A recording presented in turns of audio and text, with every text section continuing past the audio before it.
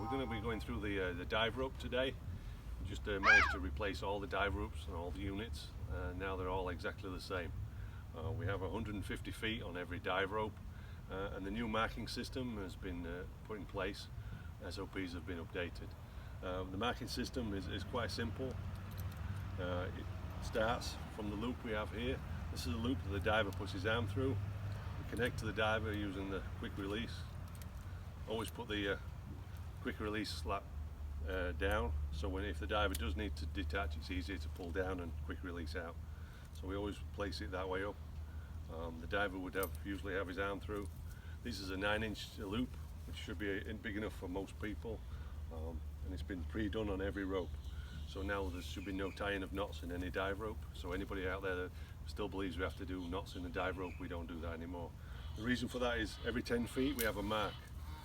The mark on the line is just to let you know how far you're out.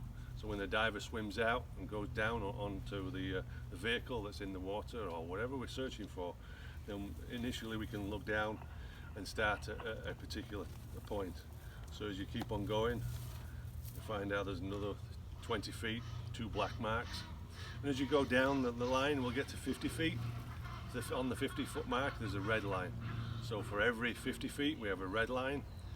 And every 10 foot thereafter we'll have another black line. So 60 feet will be one red and one black, and so on and so forth. So we get to 100 feet, 2 red, and on the bottom of the bag you'll see there's 3 marks. That's 150 feet. So from quite a distance away you'll be able to look at a new rope and know that it's 150 feet in length, and know it's a new rope that has been marked up.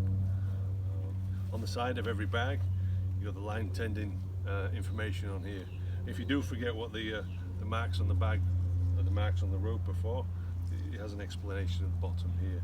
Also tells you what your line tender to rescue pulls are, and also the diver to tender. So it's very important when you first get your diver in the water that the diver communicates with its line tender, and really so they understand how far out each sweep is going to be. So when we do a dive sweep, really dependent on what we're looking for. If it's a vehicle, we can do 10 feet.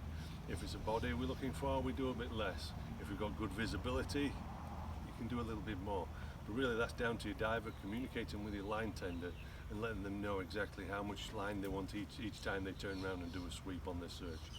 It's important for the line tender also to be really aware of what the diver's doing.